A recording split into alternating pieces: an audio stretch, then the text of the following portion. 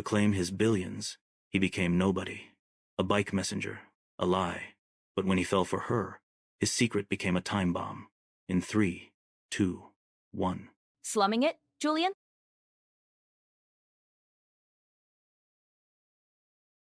The air in the Wraith family lawyer's office smelled of old money and impending doom, a blend of leather-bound legal tomes, expensive polish, and stale regret. Julian Wraith, 28, sat rigidly in an armchair that probably cost more than most people's annual salaries, staring at the impassive face of Mr. Flint. The news of his grandfather Silas's passing still felt unreal, a seismic shift beneath the carefully manicured lawn of his existence. Silas hadn't just been wealthy, he'd been a force of industrial nature, a man who built empires and expected his descendants to maintain them with ruthless precision. Julian's life, his penthouse overlooking Central Park, his membership at clubs whose exclusivity was measured in centuries, his carefully curated circle of equally privileged friends, had been meticulously designed to fit that Wraith mold. "The terms are explicit, Mr. Wraith," Flint intoned, adjusting his spectacles. He slid a single sheet of heavy vellum across the obsidian desk. "To inherit the entirety of the Wraith fortune and holdings, valued conservatively at 4.7 billion, you must fulfill one condition." Julian leaned forward, the familiar hum of entitlement momentarily overriding grief. "Finally, the keys to the kingdom. Name it. You must live, for 1 full calendar year, commencing immediately, without accessing your existing trust fund, any personal accounts seeded by family capital, or utilizing any Wraith resources, connections, or properties. No safety net, Mr. Wraith, you must experience." Flint's lip twitched almost imperceptibly. "The life of an ordinary man. Earn your own living, pay your own way, utterly and completely." Julian blinked. "You're joking." Mr. Silas Wraith was not known for his sense of humor in such matters, Flint replied dryly. "Failure to adhere strictly to these terms for the entire year, or discovery of any breach, results in the immediate and irrevocable forfeiture of the inheritance. The estate would then pass to," he consulted another document, "distant cousins residing primarily in Luxembourg, the Montclairs. Their reputation, I understand, involves questionable shipping ventures and a distinct lack of philanthropic impulse." A cold wave washed over Julian, followed by a surge of incredulous anger. Poverty tourism? A billionaire's final joke? He pictured the Montclairs, vaguely remembered unpleasantries at a long-ago family reunion. The thought of them wielding the Wraith power was anathema. This wasn't just about the money, it was about legacy, expectation, the very definition of who he was supposed to be. He scanned the document. The language was watertight, Flint's specialty, a challenge. An eccentric, infuriating challenge, but ultimately just a hurdle. 1 year, he'd sailed the Atlantic on a whim, summited Kilimanjaro for a bet. How hard could pretending to be poor be? It was a guaranteed path to billions. "Fine," Julian said, the word clipped.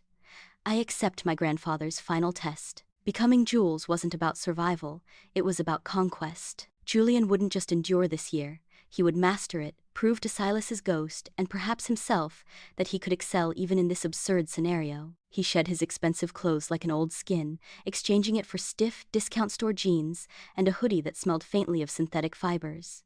His penthouse keys were surrendered. The address he gave Flint, verified by a discreet investigator who would monitor him, another clause in the will, was a cramped studio apartment in Bushwick, Brooklyn. The building buzzed with the cacophony of city life, thumping bass from below, sirens wailing nearby, the persistent scent of fried food and damp concrete. The apartment itself was a revelation in miniature squalor: peeling paint, a suspiciously sticky linoleum floor, and a distinct skittering sound emanating from behind the ancient refrigerator. His first night, Julian lay awake on a thin mattress on the floor, the unfamiliar symphony of urban decay a stark contrast to the hushed luxury he'd known. He needed a job, something anonymous, cash-based, demanding enough to feel like he was truly earning it. The answer came plastered on a grimy lamppost: Metro Rush Nike, bike messengers wanted, tough riders only, apply in person. The dispatch office was a chaotic symphony of controlled panic. Riders in sweat-stained jerseys barked into headsets, dispatchers yelled orders over crackling radios, bikes leaned against every available surface. The air hung thick with the smell of stale coffee, adrenaline, and rubber. Hank, the grizzled dispatcher with a voice like gravel and a permanent scowl, sized Julian up. "Ever ridden in NYC traffic, kid?" "I'm a competent cyclist," Julian offered, trying to project confidence. Hank snorted. "Competent? This ain't the park, pretty boy. This is war.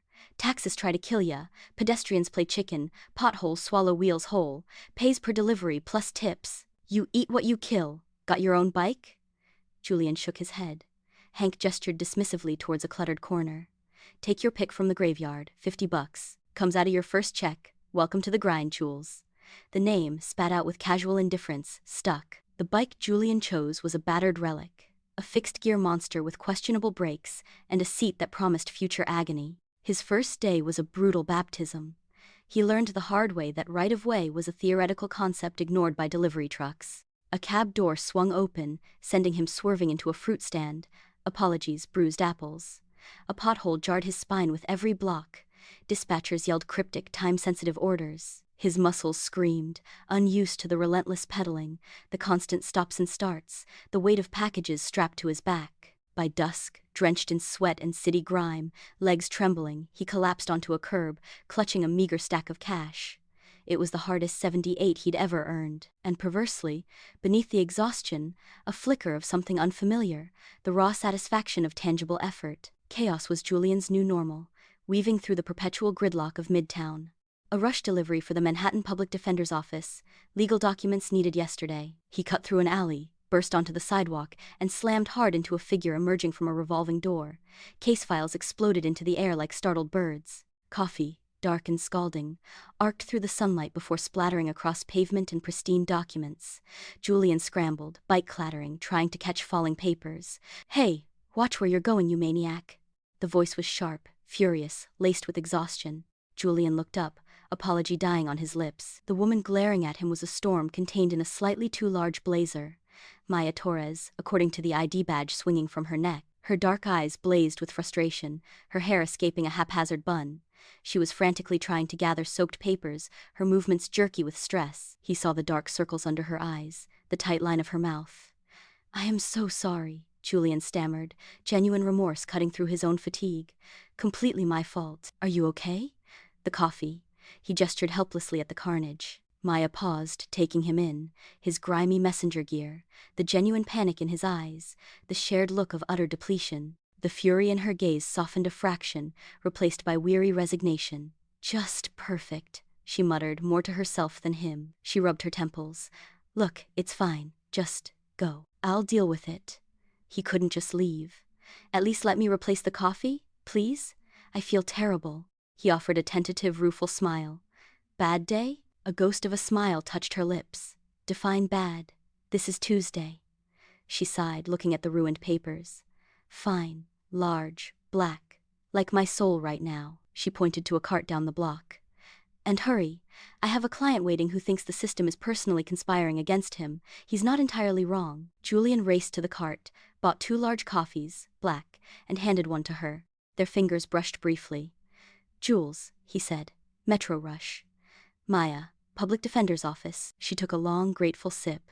"Thanks, Jules. Try not to maim anyone else today, okay?" He watched her disappear back into the building, a whirlwind of purpose and frustration, feeling an unexpected spark of connection in the shared wreckage of the morning. The city became a shared landscape of struggle.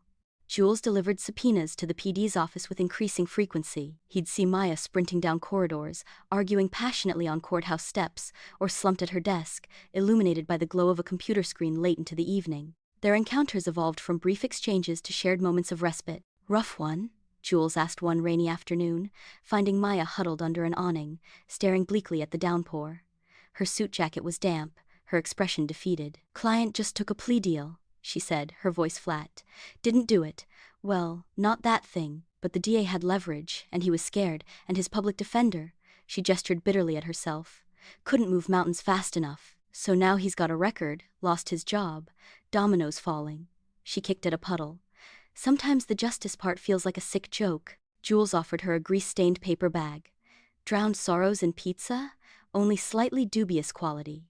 She managed a weak smile, taking a slice. "God, yes, my student loans demand I embrace dubious quality." They ate in companionable silence for a moment, watching the rain lash the street. He learned about her crushing debt, her idealism constantly chipped away by systemic failures, her fierce determination to fight anyway. She learned about his cramped apartment. Roaches? Think of them as tiny, disgusting roommates, the cutthroat messenger world, the constant battle to make rent. He found himself captivated, not by manufactured glamour, but by her raw authenticity. Her intelligence sparked in arguments about city politics. Her empathy for her clients, even the difficult ones, was profound. Her weariness was real. Her victories hard-won and celebrated with genuine, unjaded joy. He started looking forward to their brief encounters, the shared pizza slices on courthouse benches, the commiseration over bureaucratic nightmares, the way her eyes lit up when she talked about a small win for a deserving client. He discovered unexpected pleasures in his own new life. The gruff camaraderie at the Metro Rush hub, the shared war stories, the dark humor, Hank's grudging approval as Jules' skills improved, the bone-deep satisfaction of collapsing onto his lumpy mattress after a punishing day, muscles aching but earned. The absence of suffocating expectation, the freedom of being just Jules, judged only on his speed and reliability, not his bloodline. He started liking it, more than liking it. He started becoming it. The shift was subtle, then profound. A shared cheap bottle of wine in Maya's tiny, book-cluttered apartment, filled with the scent of garlic from a pasta dish she'd cooked. Laughter echoing off walls plastered with activist posters and legal citations. Quiet moments in Riverside Park, sharing a bench, watching the Hudson flow, not needing to speak. Her hand finding his during a tense movie. The first kiss, hesitant then hungry, outside her building one rain-slicked night, illuminated by a flickering street lamp. It wasn't calculated, it was terrifyingly real. He loved her. The realization hit him like a physical blow one morning as he watched her sleep, a shaft of weak sunlight catching the curve of her cheek. The simplicity of it, the profound rightness, was breathtaking. And it was built on a lie. Guilt became his constant shadow, cold and heavy. He loved Maya Torres fiercely, completely, but Jules was a fiction. Every time she vented about her impossible student loan payments, he pictured the dormant accounts that could erase that burden with a single transfer. When she agonized over a client facing eviction, he knew he could buy the building. He saw the careful way she handled her worn-out shoes, the strategic mending of a favorite blazer, the way she calculated the cost of groceries. Genuine struggles his hidden reality rendered trivial. He'd hold her, breathe in the scent of her hair, cheap shampoo and ambition, and feel like the worst kind of fraud. He justified the lie as necessary. 1 year.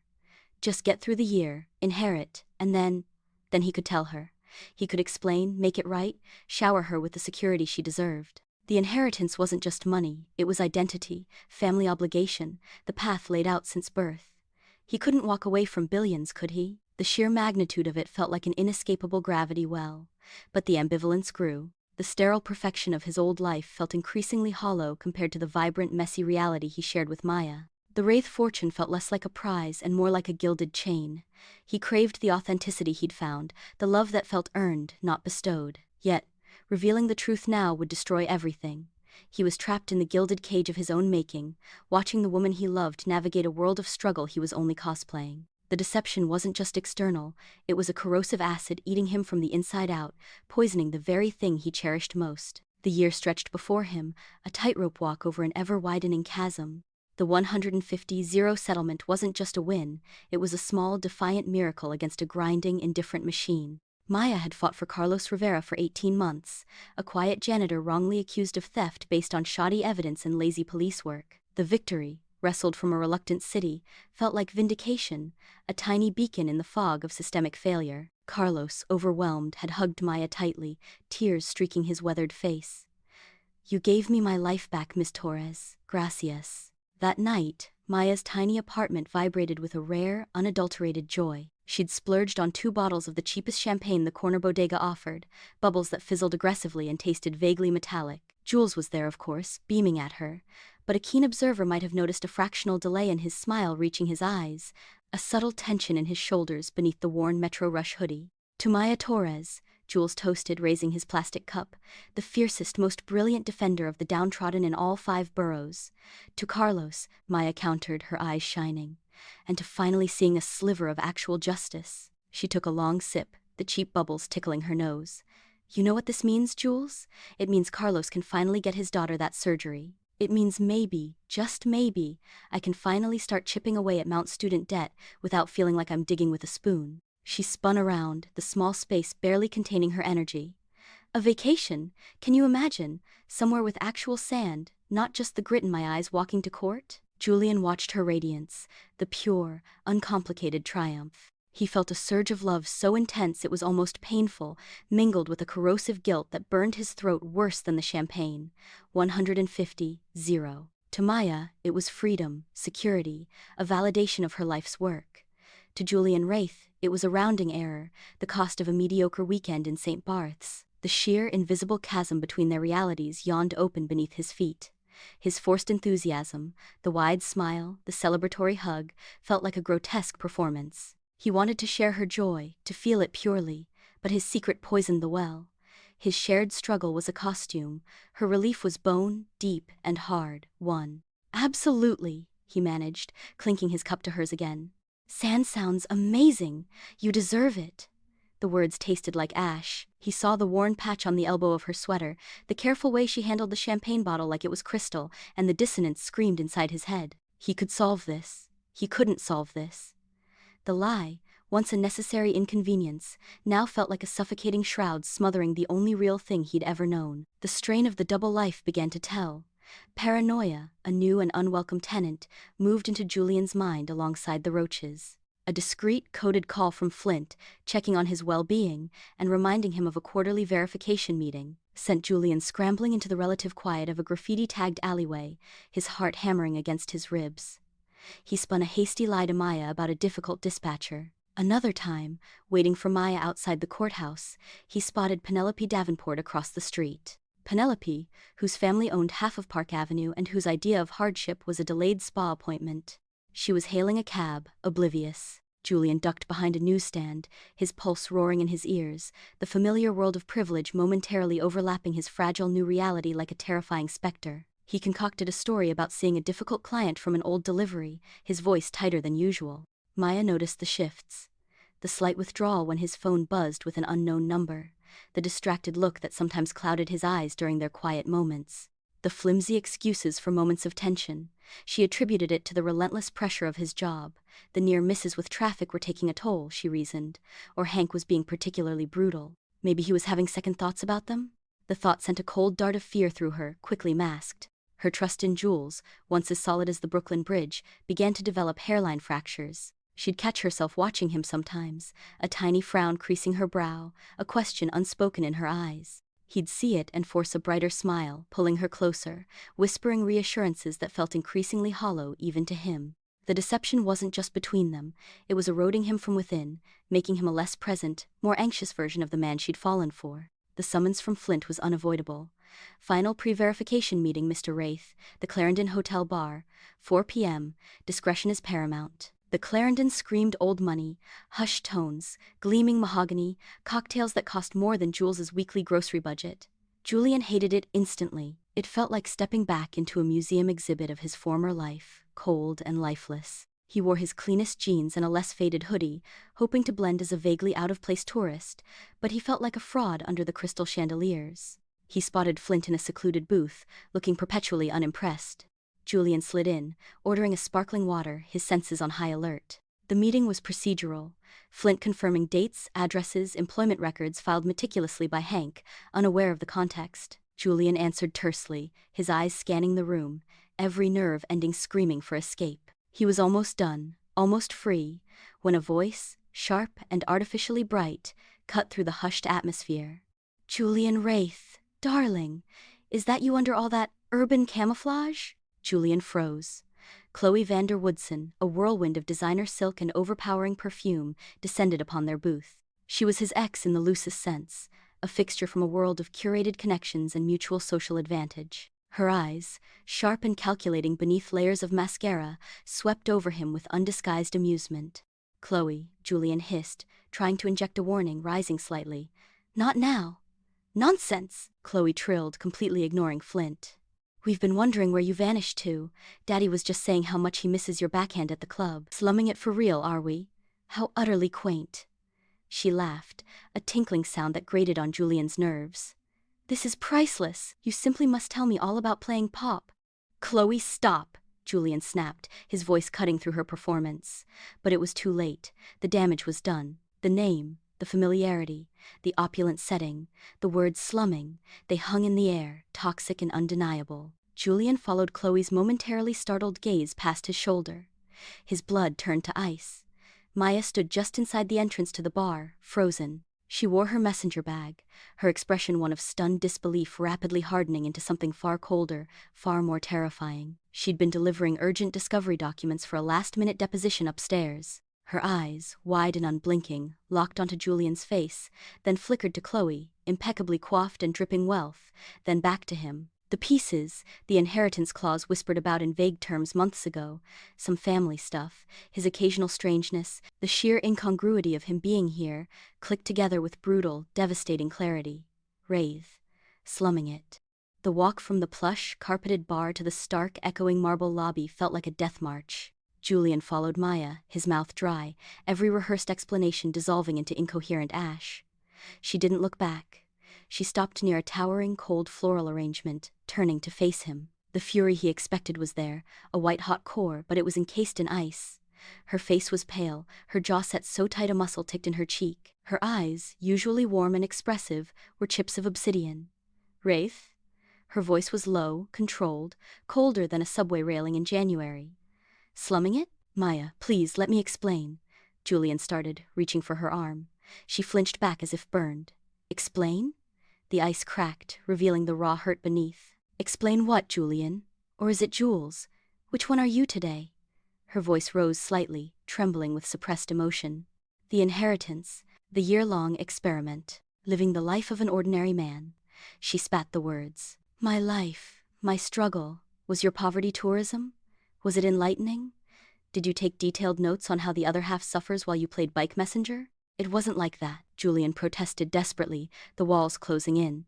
I didn't plan to meet you. What we have, it's real. I love you, Maya. Love? Maya let out a short, brittle laugh that held no humor.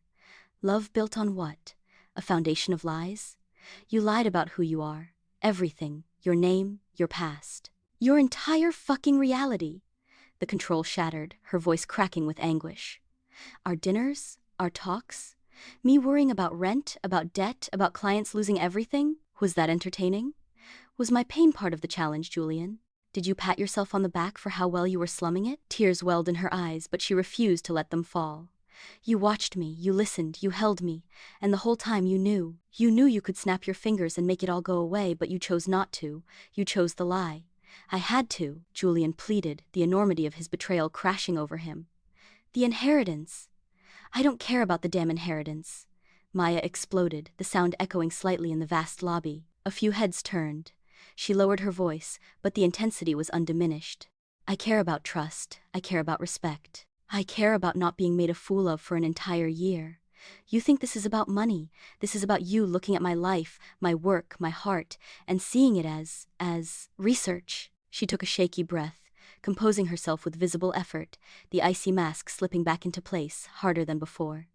You didn't just lie, Julian. You made a mockery of everything real between us. Everything was built on sand. And now, she looked at him, her gaze stripping him bare. The tide's come in. She turned on her heel, her messenger bag a stark symbol of the life he'd infiltrated and desecrated. She didn't run. She walked away with a terrible, wounded dignity, each step echoing in the cavernous space, each step widening the irrevocable gulf between them. Maya! Julian shouted, his voice raw and breaking. He took a step after her.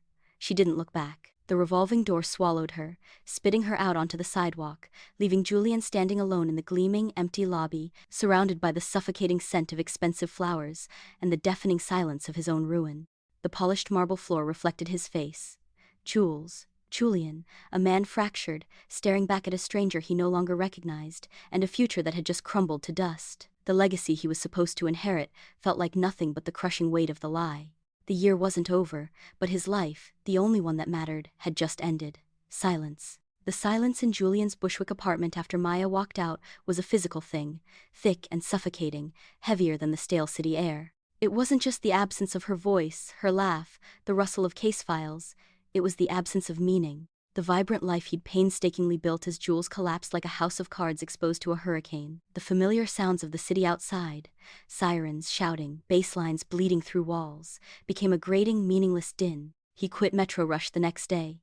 Hank's gruff, suit yourself, kid, felt like a dismissal of the entire persona Julian had fought to embody. The job, the camaraderie, the hard-won respect, it all felt tainted now, part of the elaborate charade. He drifted. Days bled into nights, marked only by the gnawing ache of loss and the relentless tick of the calendar.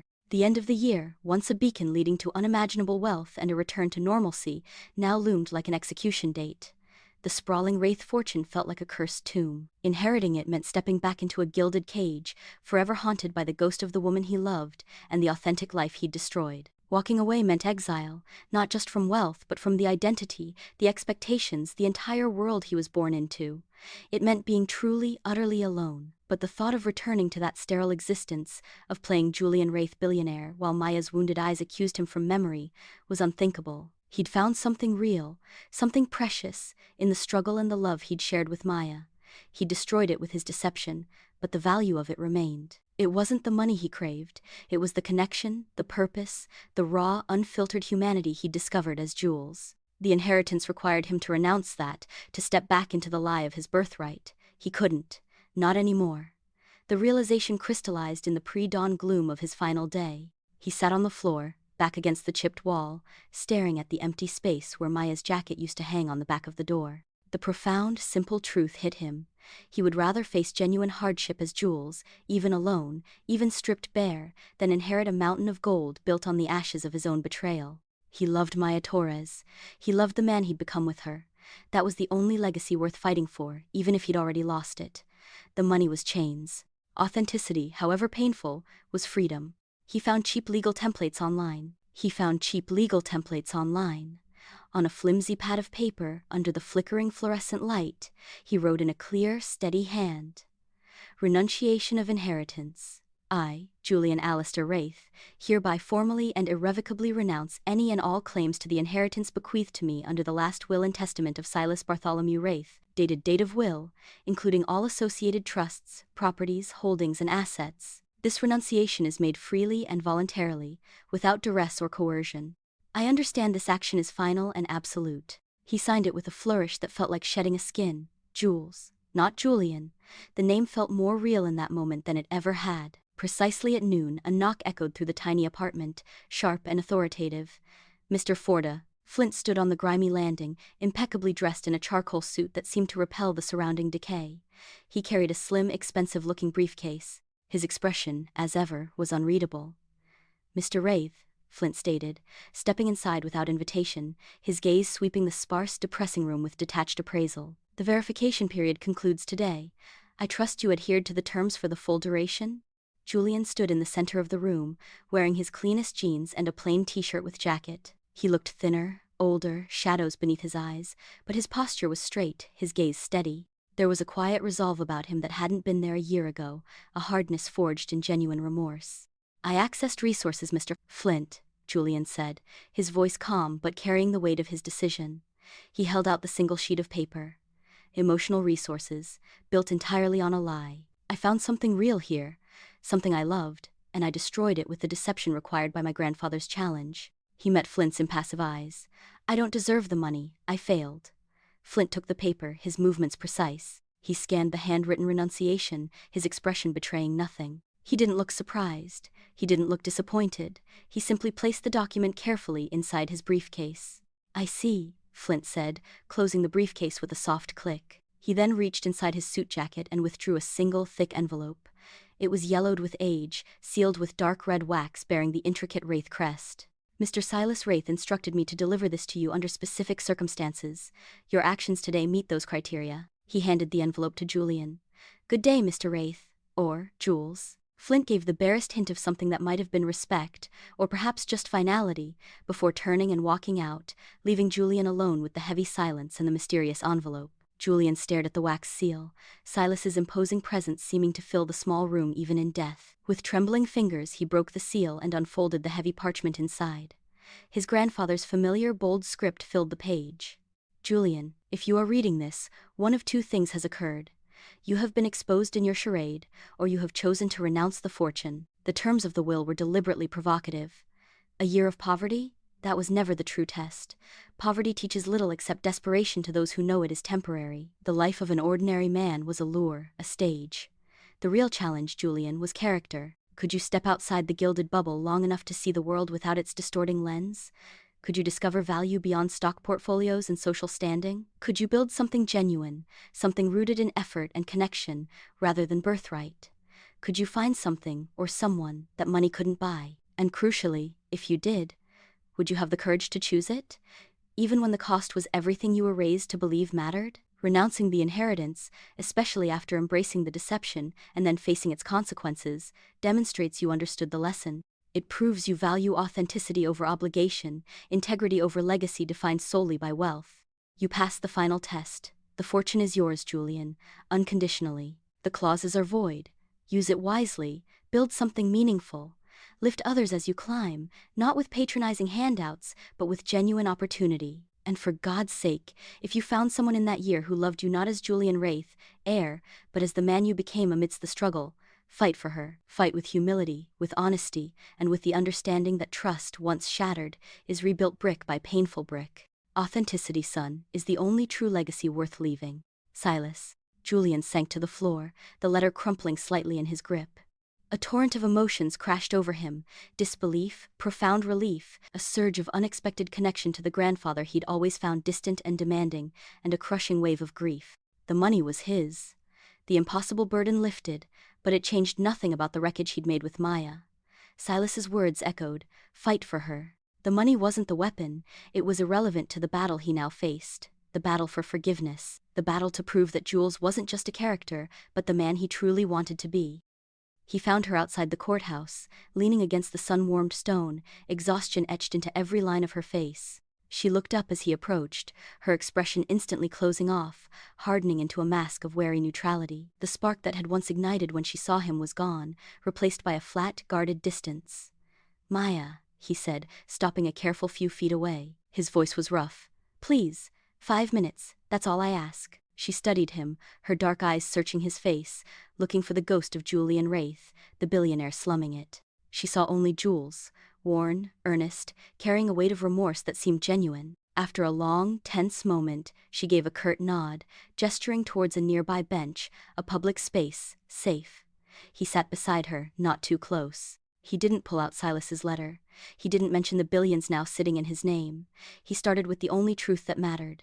"I lied. About everything. My name, my past, my entire reality. There is no excuse that makes that okay. What I did, the deception, letting you share your struggles, your fears, it was arrogant. It was cruel. It was a profound betrayal of your trust and your dignity." He spoke slowly, forcing himself to meet her gaze, to let her see the raw shame. "You were right. I made a mockery of everything real between us. I built our relationship on sand, and when the truth came out, it washed it all away. That's on me, entirely." He paused, taking a shaky breath. "The inheritance, it came with a condition, a year without wealth. I saw it as a game, a challenge to conquer. I became Jules to win it. But somewhere along the way, Jules stopped being an act. The work, the exhaustion, the fight to make rent, it became real. And you," his voice thickened, "meeting you, loving you, that was never part of the plan. It was the most terrifyingly real thing that's ever happened to me. I fell in love with your strength, your fire, your compassion, the way you fight for people the world ignores. I fell in love with you, Maya Torres. Not as a project, not as research, just you." He saw a flicker in her eyes, quickly suppressed. "The guilt, it ate me alive. Every time you worried about money, every time you celebrated a hard-won victory that felt small to the fortune I was hiding, it poisoned everything. I wanted to tell you, 1,000 times. But I was a coward. I was trapped by the lie and by the sheer, stupid magnitude of the money, convinced I needed it, that it defined me." He leaned forward, resting his elbows on his knees, staring at the cracked pavement. "When you walked away, it shattered me, truly. Not because of the exposure, but because I knew I'd lost you. I realized I didn't want the inheritance if it meant living without you and the person I'd become here, the person I wanted to be. So, this morning, before the year was technically up, I renounced it. All of it. Formally, irrevocably. I told the trustee I failed the challenge.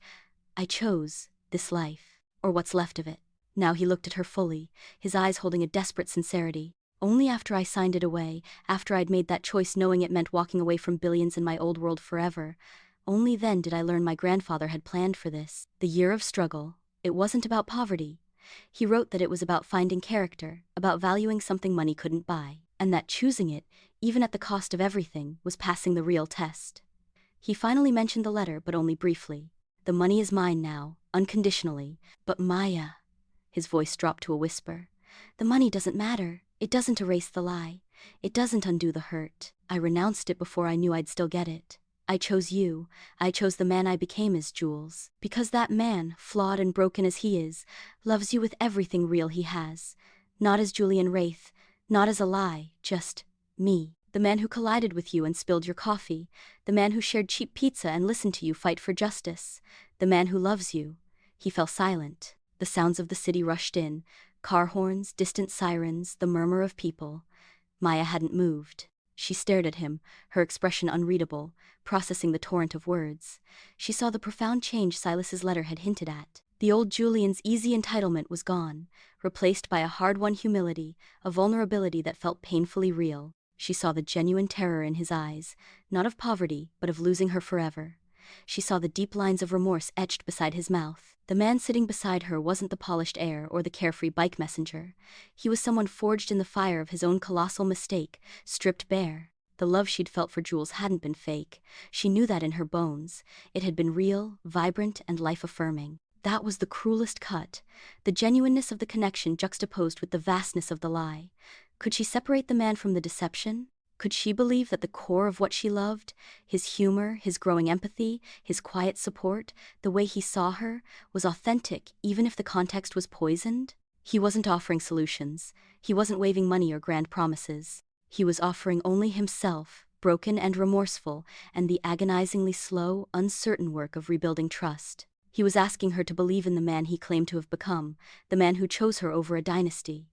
The silence stretched, taut and fragile. Maya pushed herself off the bench. Julian's heart plummeted, but she didn't walk away. She looked down at him, her eyes still guarded, but the ice had thawed slightly, revealing the deep well of hurt and a flicker of the fierce woman he knew. "One coffee," she said, her voice low but clear, cutting through the city noise. "Jules, or Julian," she met his gaze, her expression unyielding but not closed. "Whoever you are now, we start from scratch. Today, right now.